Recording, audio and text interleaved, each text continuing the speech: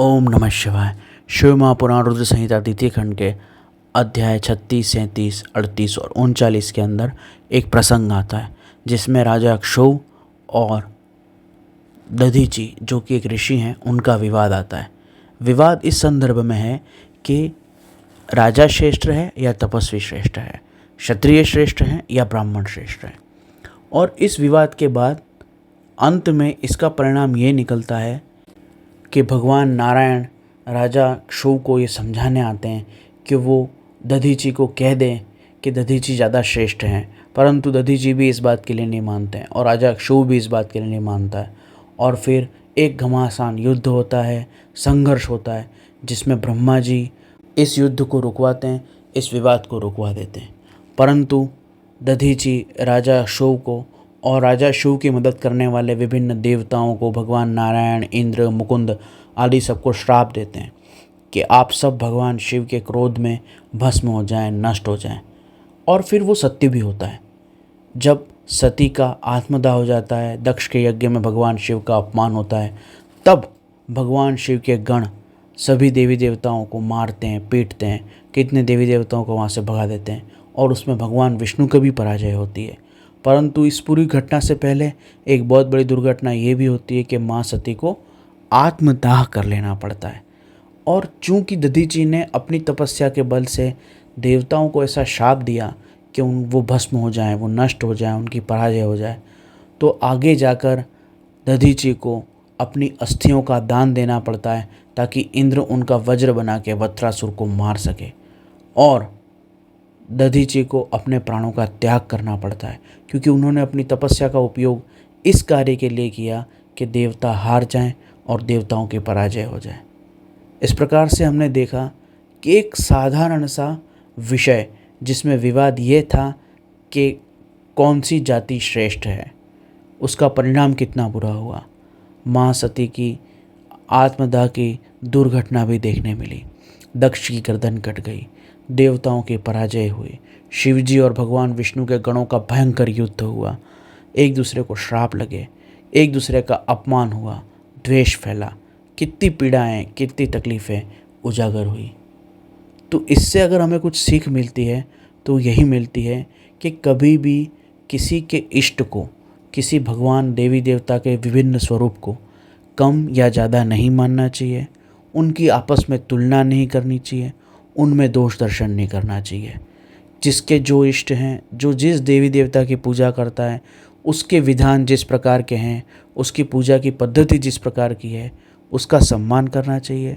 उसमें दोष दर्शन करना, उसकी निंदा करना, अपमान करना, उसे कम मानना, अपने को श्रेष्ठ मानना, इस तरह के बातें और इस तरह के विवाद हमें नहीं करने चाहिए।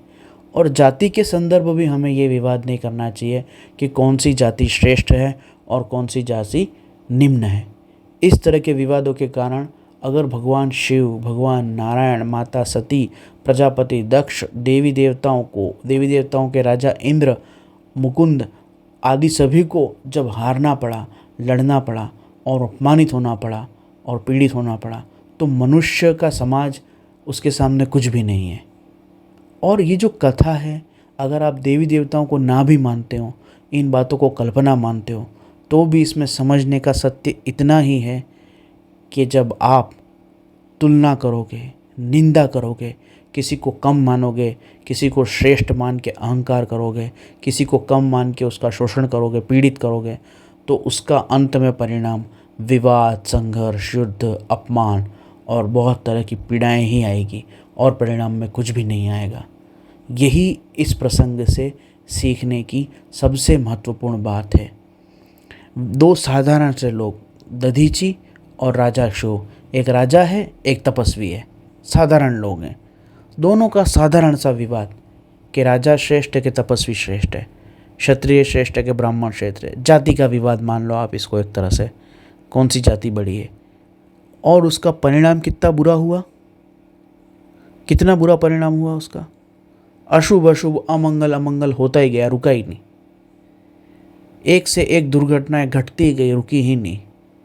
इसलिए अपने आप पे कृपा करके, अपने समाज और राष्ट्र पे कृपा करके एक बात का अवश्य हमेशा ख्याल रखें कि आपके जो भी इष्ट हैं, आपकी जो भी जाति है, आपके जो भी देवी देवता हैं, आपकी जो भी मान्यता है, उसे आप बड़े गर्व से अपना श्रेष्ठ मानो। पर दूसरों से उसकी तुलना करना, किसी को कम बताना, सामने वाले में कमियां निकालना, दोष निकालना, स्वयं को श्रेष्ठ बताना, ये सारी मूर्खताएं छोड़ दें, क्योंकि ऐसी मूर्खताओं का परिणाम बहुत बुरा आया था। अतः ऐसी मूर्खताओं का परिणाम समाज में भी बुरा ही आता है।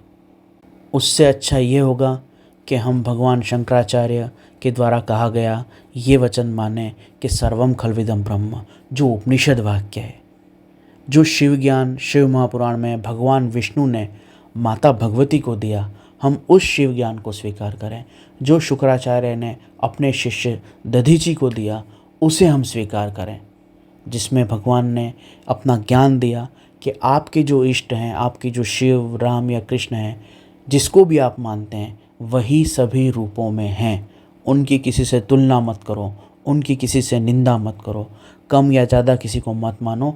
जब आप अपने ही इष्ट को सभी रूपों में देखेंगे तो आपको बस सबका सम्मान ही करना है, सबको प्रणाम ही करना है और सब जगह अपने ही इष्ट का रूप मानना है। जैसे एक सूर्य तालाब में, कुएं में, समुद्र में, नदी में, घड़े में, बर्तन में, कांच में, सब जगह चमकता है, लेकिन इतनी जगह चमकने वाला वो सूर्य अलग अलग नहीं है, एक ही है।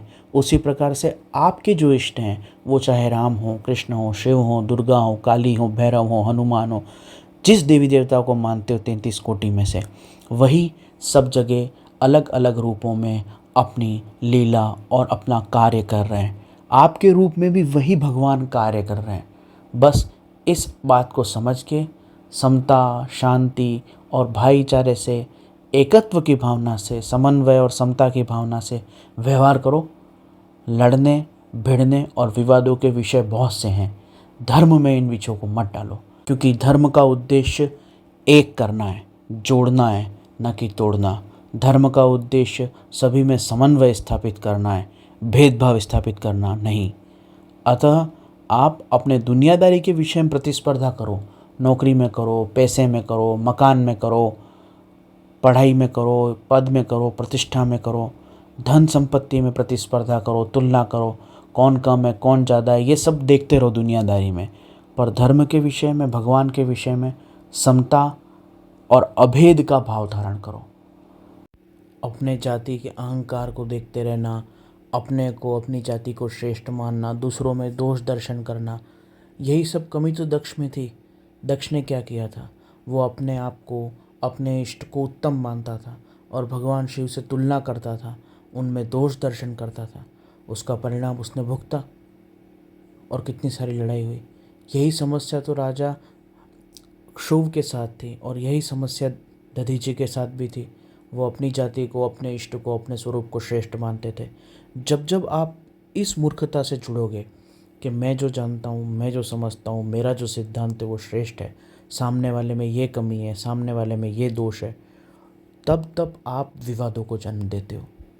इसलिए आप सांसारिक गतिविधियों में, पैसे के मामले में, नौकरी के मामले में, व्यापार के मामले में, अपने भवन के मामले में, अपनी योग्यता, पढ़ाई के मामले में, डिग्री के मामले में, पद के मामले में, इन सब में आप तुलना करो, इन सब में आप अपने आप को नापो, दूसरों से प्रतिस्पर्धा करो। लेकिन जहाँ इष्ट की बात आती है, वहाँ आप ये समझो कि मेरे ही भगवान विभिन्न रूपों में हैं। सबको इज्जत दो, सबका सम्मान करो। जाति अभिमान में मत रहो, तुलनाएं मत करो, निंदाएं मत करो। ये सबसे उत्तम उपाय है। अगर हम बहुत बड़ी कोई साधना तपस्या न कर सकें तो आपस में, समाज में इतना करने से भी हम राष्ट्र के लिए और हमारे हिंदू धर्म के लिए बड़े सहयोगी सिद्ध होंगे। ओम नमः शिवाय। हरि ओम नमः शिवाय।